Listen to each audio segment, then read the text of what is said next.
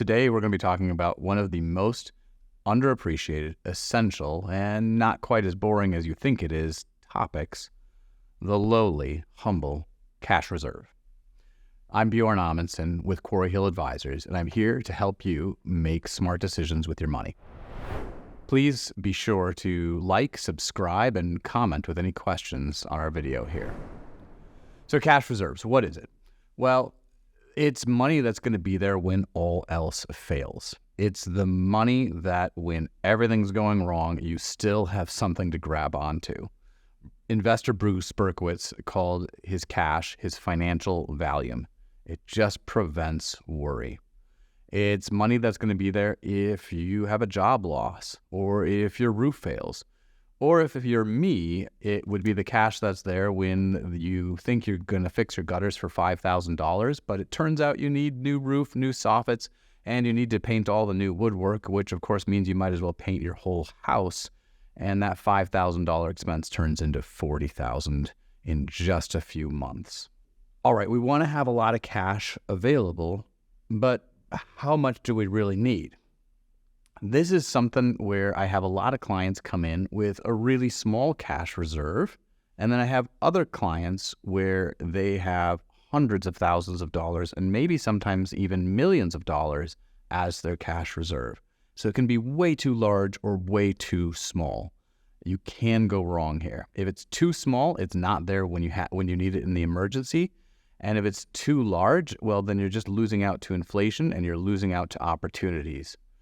So you want to have roughly 3 to 6 months of expenses. So look at your credit card, look at your mortgage, add up what maybe 6 months of those expenses would be, and make sure you have about that much in cash. Make it a nice round number. Put it aside in a savings account that you can't see. If you have a big upcoming purchase like a car, it's good to siphon that money off and have that set aside as well.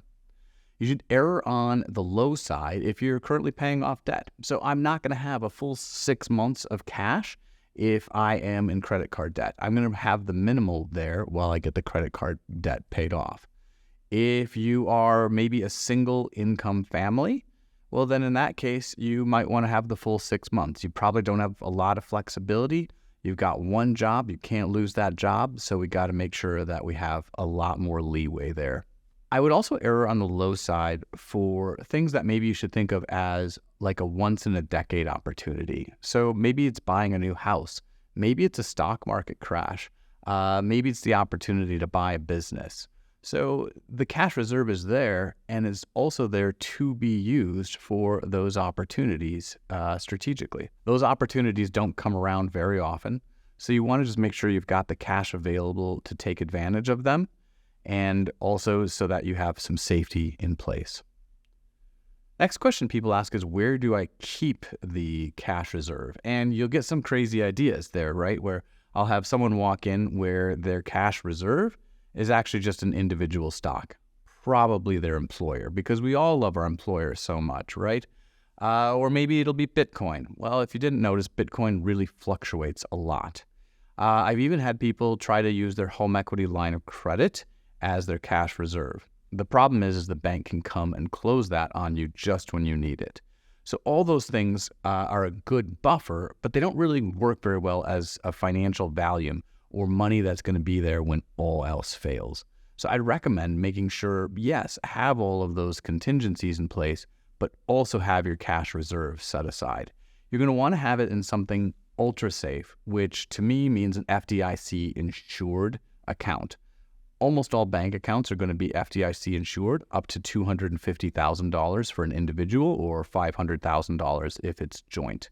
There are even places like maxmyinterest.com that will stack your protection from several banks and move your cash between those different banks to make sure you can go over the $500,000. And before you think that's not for me, of course, I'll never have more than $500,000 in cash.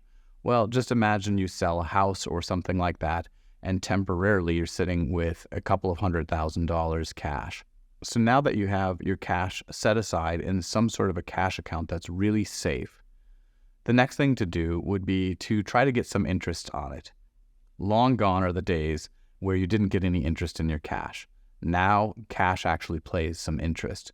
But you don't get that at most of the big banks. Most of the big banks are going to pay nothing or next to nothing on your cash reserve.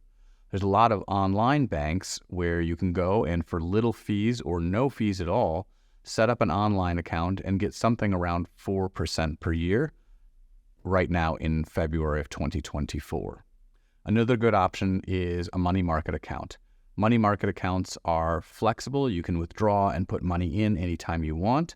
They're not FDIC insured, but if you're careful, you can make sure all the instruments inside of the money market are backed by the US government. What should you do if you don't have a cash reserve?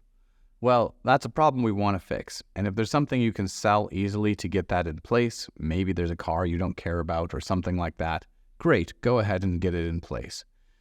If you're like most people, though, it's something you have to work on for a little while. And that's a process. So to do that, you're going to want to fix your cash flow, which will be the subject of our next video, and we'll go through that. If this was helpful, make sure to like or subscribe. Otherwise, feel free to reach out and have a conversation with us. We'd love to talk.